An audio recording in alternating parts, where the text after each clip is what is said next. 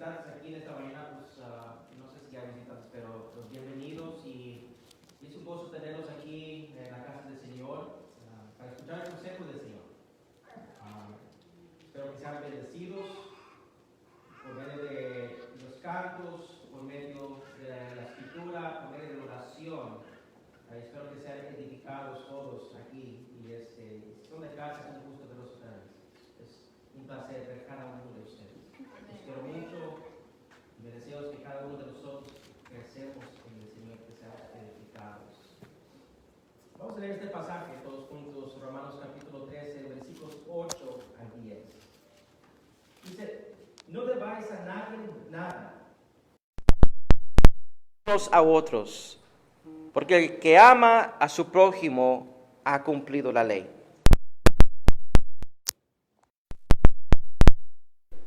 No matarás, no hurtarás, no codiciarás. Y cualquier otro mandamiento en estas palabras se resume.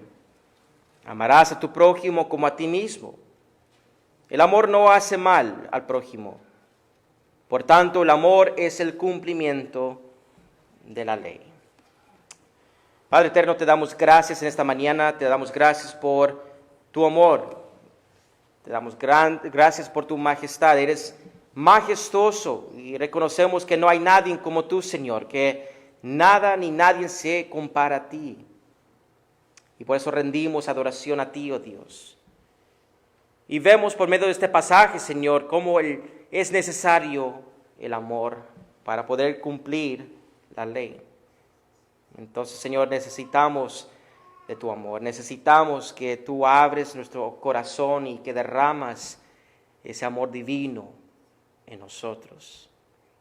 Ayuda, Señor, para poder cumplir tu propósito y tu gran ley. Y todo esto lo pedimos en el nombre santo de Jesús. Amén. Se pueden sentar, mis hermanos. Simplemente como un recordatorio, en el capítulo 12 de Romanos observamos cómo el apóstol Pablo enseñó a los cristianos en Roma sobre su servicio a la iglesia, mediante el uso de los dones espirituales cual el Espíritu Santo dio a cada creyente. Y también observamos cómo el cristiano debía amar a los santos, a los mismos hermanos de la iglesia, no solamente a ellos, pero también a sus vecinos y luego también a sus enemigos. Y de allí fuimos al capítulo 13, donde por 2 semanas escuchamos la enseñanza de Pablo de cómo el cristiano debe ser un buen ciudadano, cómo se debía someter al gobierno, porque el gobierno es ministro, servidor de Dios, y que todo gobierno y cada gobernante, si tiene autoridad, es porque Dios le otorgó esa autoridad. Y nos encontramos ahora en los versículos 8 a 10. Y al leerlos hace ratito, estos versículos se vuelve algo muy obvio. Hay algo bien obvio en el pasaje. El amor es absolutamente necesario para que el cristiano cumpla la ley. Es posible pensar que el acto de amar y la obediencia a la ley de Dios no tiene relación entre sí. Y la razón por eso es porque muchos en nuestra cultura y sociedad quisieran separar la ley y el amor. Ellos tienen una perspectiva fría y restrictiva y rígida sobre la ley de Dios. Piensan que Dios no otorgó el amor en la ley. Pero como acabamos de leer en los versículos 8 a 10, Pablo enseñó a los cristianos 2 verdades de cómo el amor no se puede separar de la ley de Dios. Y que mediante el amor y en el amor se cumple la santa ley de Dios. En nuestro rápido estudio de hoy, estos versículos, primero vamos a observar cómo Pablo caracterizó el amor cristiano como un acto perpetuo, un acto que para siempre permanecerá. Y eso se va a encontrar en los versículos 8 al 9. Luego observaremos cómo el amor cristiano es la esencia de la ley de Dios, y voy a explicar eso más al rato. que el amor es la esencia de la ley de Dios. En el versículo 8 observamos que Pablo escribió al final de este versículo sobre el cumplimiento de la ley. Él escribió, porque el que ama a su prójimo ha cumplido la ley. Encontraremos esta misma expresión una vez más entre estos tres versículos al final. Y es por esta razón que sabemos que Pablo está enseñando cómo el cristiano debe cumplir la ley de Dios. Ahora, la pregunta que nos podrá ayudar es esta: ¿cómo ayuda el amor al creyente en Jesucristo a cumplir la ley? Observamos que Pablo declara al principio del versículo 8, no debáis a nadie nada, sino el amaros unos a otros. Y a primera vista podría parecer que Pablo prohibió a los romanos endeudarse con otras personas. Y usar este versículo como texto de prueba con el fin de no sacar un préstamo personal o no prestar dinero es cometer el error de sacar una porción de una escritura de su contexto. Porque el punto de Pablo aquí, como vamos a ver, es cómo el cristiano cumple la ley de Dios al amar a su prójimo. En cambio, debemos entender que Pablo usó esta expresión como una ilustración de nuestra máxima obligación como cristianos, de amar a nuestro prójimo. Además, si entendiéramos que el versículo 8 significa que no deberíamos pedir prestar o prestar a dinero, haríamos un lío con el versículo 7, donde Pablo declaró claramente que los cristianos deben dar o repagar las deudas. Entonces es obvio que el cristiano en un tiempo o el otro va a tener deuda. Entonces el versículo no se trata tanto de no tener deuda, sino de algo más. Y lo que Pablo enseñó fue que los cristianos deben ser responsables de sus obligaciones para con todos los hombres, y que deben honrar a todos dándoles lo que merecen. Sin embargo, el cristiano no debe estar bajo una obligación continua por negligencia. No puedo neglijar mi responsabilidad y así quedarme endeudado con alguien. Lo único a lo que el cristiano estaba continuamente obligado era amarse unos a otros. La idea o el sentido de la ilustración de Pablo es que el cristiano puede pagar o cumplir con todas sus obligaciones y por lo tanto renunciar a ese deber. Desde el punto de vista financiero, yo estoy moralmente obligado a pagarle a la persona que viene a cortar el zacate. Es un ejemplo, una ilustración, ¿verdad? Yo y él tenemos estamos entendidos en algo. Tenemos ambos expectativas, yo y él. Mi expectativa es que yo espero que él corte el zacate y que haga buen trabajo. Y lo que él espera de mí es que yo al final de su trabajo le pague lo que le debo. Y una vez que hago ese pago por sus servicios, yo me libero de mi responsabilidad. Ya no soy obligado, ya no estoy endeudado con él. Entonces, ¿qué decir Pablo en el versículo 8? Que la única deuda que no podemos satisfacer completamente o ser liberados es nuestra deuda de amarnos unos a otros. No nos podemos quitar esa obligación. Es una responsabilidad que tenemos unos con los otros. Nada nos libera de esa obligación. Y esta es la única deuda que es perpetua. Y aún en la eternidad, en los cielos, tendremos el gran gozo de amarnos unos a los otros, pero de una manera perfecta. Ahora, la protesta común que tienen los cristianos cuando escuchen mandatos o exhortaciones de esta clase es el mencionar pecados o ofensas del pasado. He escuchado que algunos han dicho, pero no sabes lo que me hicieron, me hirieron, me lastimaron, me trataron horriblemente. ¿Cómo esperas que yo ame a alguien como esa persona? Un ejemplo podría ser alguien que sufrió en la Segunda Guerra Mundial bajo la tiranía de Adolf Hitler. ¿Cómo es posible que yo amo a alguien así? ¿Cómo es posible que yo ame a alguien que violó a mi hija? ¿Cómo es posible que yo ame a alguien que ni me saluda? ¿Cómo es posible que yo pueda amar a alguien que difama mi nombre? Es difícil, pero no es excusa. No es excusa. Me recuerda de una anécdota donde un hombre casado sintió traición por su esposa y buscó a su pastor para un consejo. Y empezó a confiar en él todo lo que pasó y todo lo que ocurrió. Y lastimosamente expresó también su falta de amor por ella. Y el pastor, al escuchar todos los problemas que este pobre hombre pasó, empezó a dar consejos de cómo amar a su esposa para poder restaurar la relación entre él y ella. Y en ese momento para ese hombre era bien difícil escuchar esas palabras porque él pensaba, no, mi pastor me tiene que apoyar aquí, tiene que escuchar mi caso. Y es posible que a lo mejor me da permiso de separarme y divorciarme de esta mujer.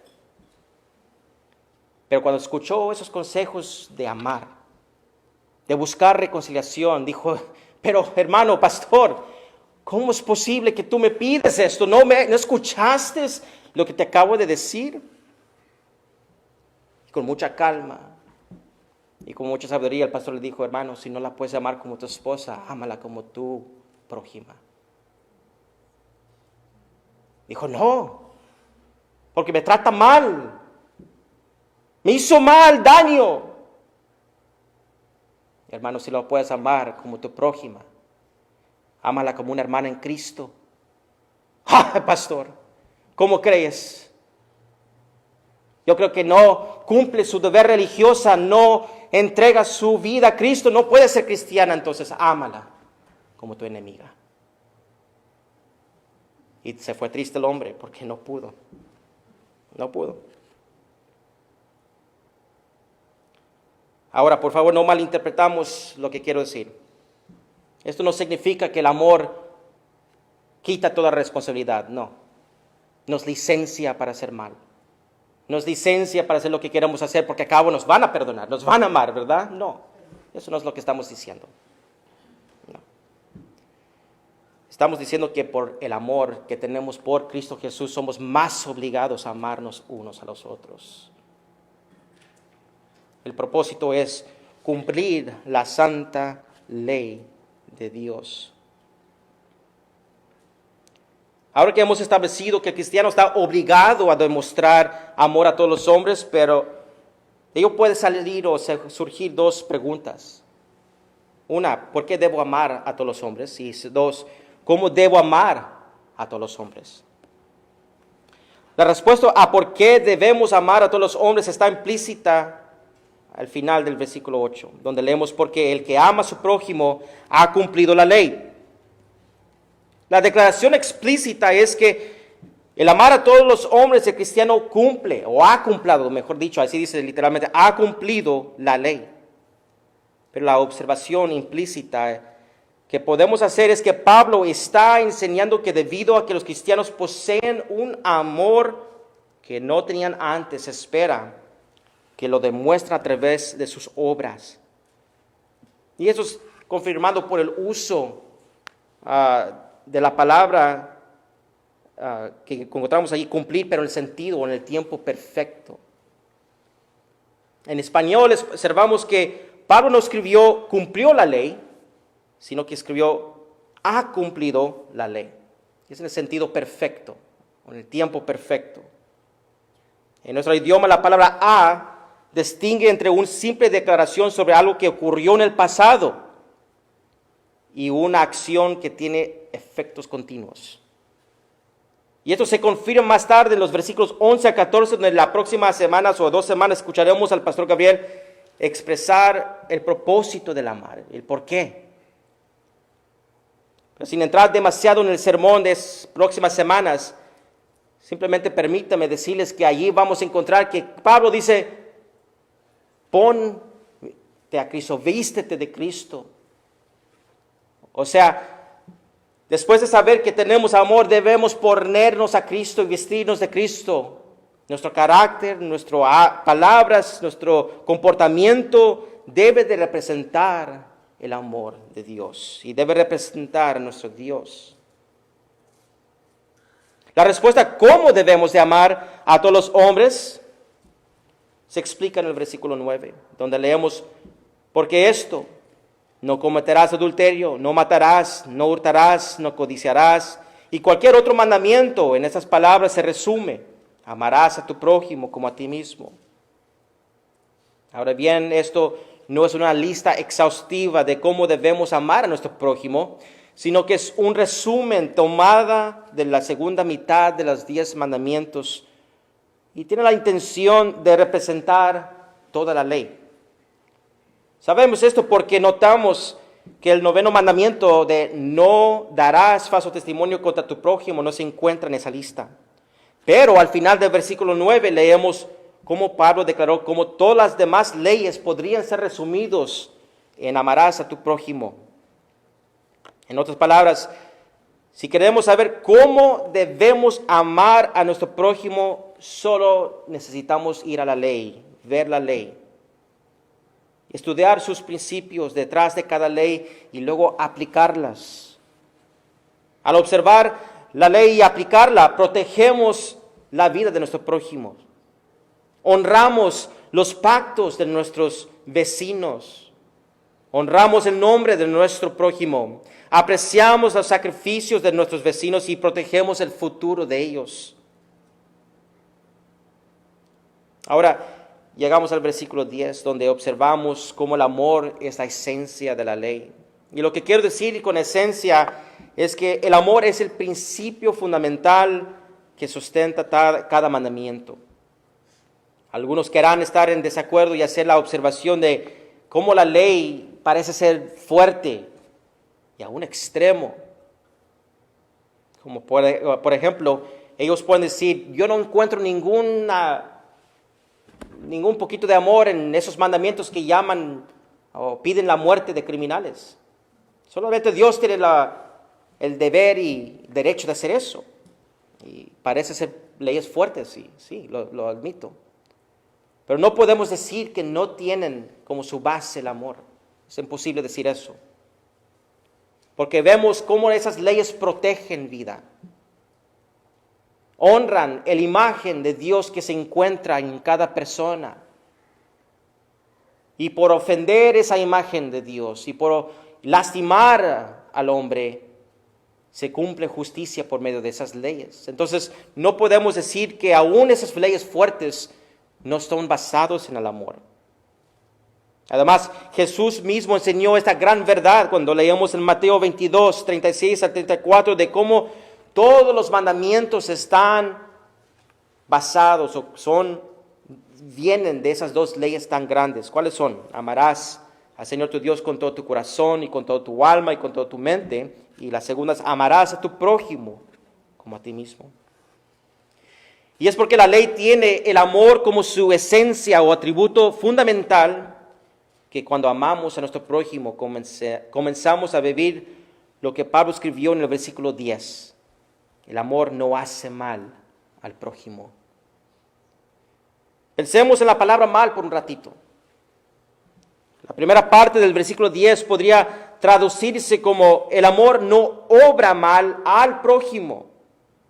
En el contexto de este pasaje, el mal debe entenderse como cualquier acción con la intención de hacerle mal o daño físicamente o emocionalmente.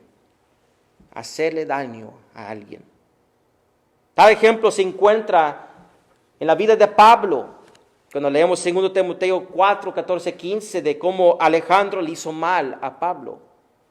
Y mira lo que escribió diciendo, Alejandro el calderero me hizo mucho daño.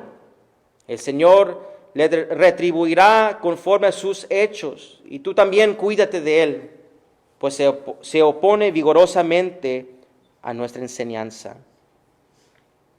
Alejandro hizo el mal con Pablo y su intención fue maliciosa. Con confianza podemos decir que Alejandro no amaba a Pablo, y su odio por Pablo hizo que Pablo advirtiera a Timoteo, su hijo espiritual.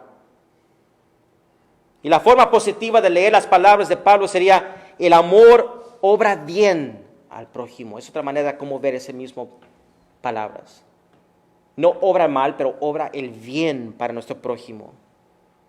Cuando amamos a los demás y cuando nuestros motivos están influenciados por el afecto cristiano, nuestras acciones serán hermosas y bellas. Es entonces cuando cumplimos activamente la ley, como concluyó Pablo en este versículo. En el Evangelio de Lucas tenemos un claro ejemplo de lo que Dios quería decir cuando ordena a su pueblo que amen a su prójimo. En la Palestina del siglo I, los judíos despreciaban a los samaritanos por su composición étnica.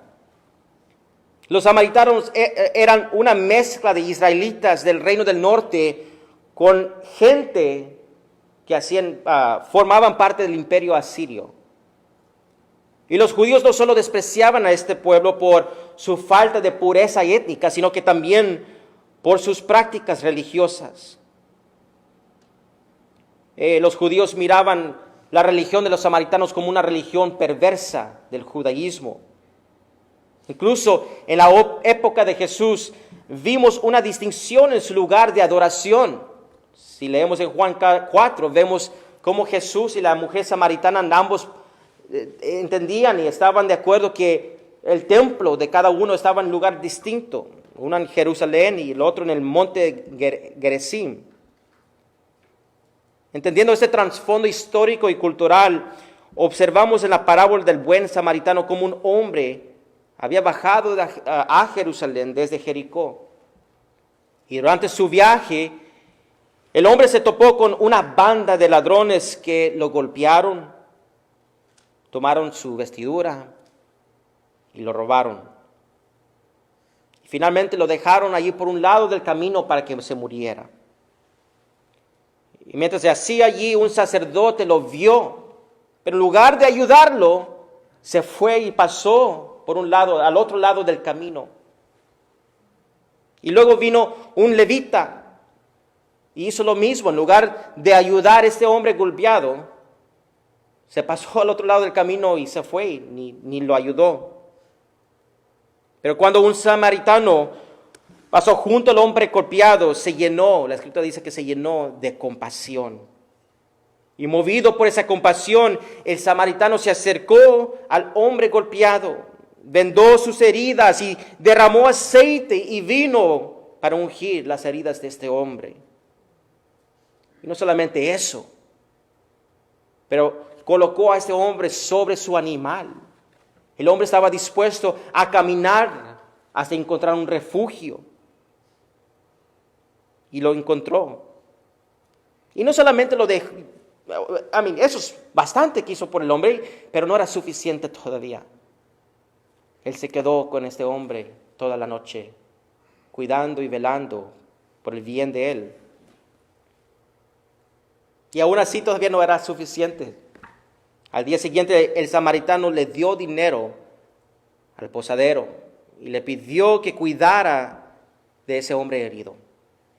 Y no solo eso, hay más, sino que el samaritano se comprometió con el posadero a devolver lo que fuera pendiente en el cuidado del hombre golpeado.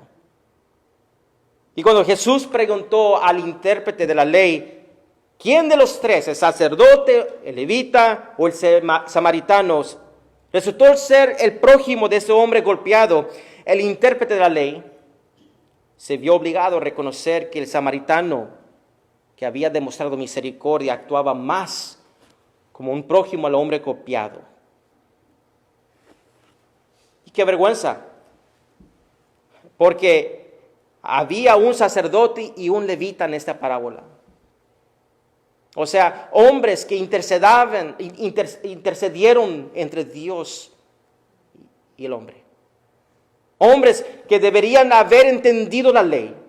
Hombres que deberían haber reconocido que el bien es bueno hacer y el mal es saber que es bueno y no hacerlo, como dice Santiago.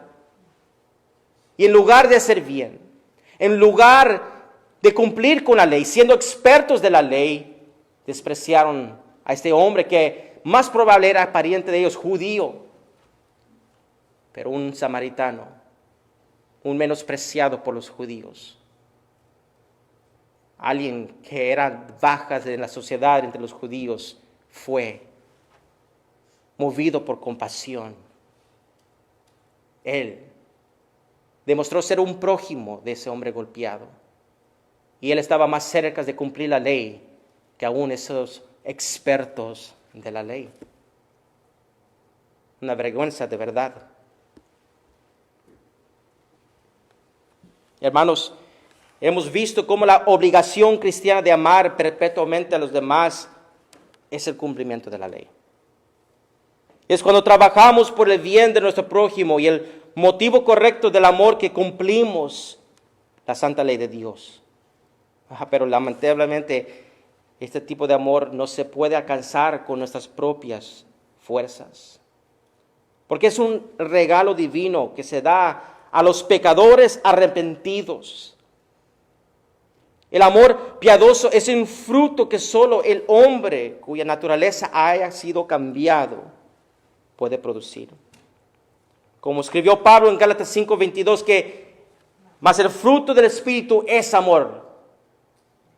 No es fruto de la carne, no es fruto de naturaleza pecaminosa, es fruto del Espíritu Santo.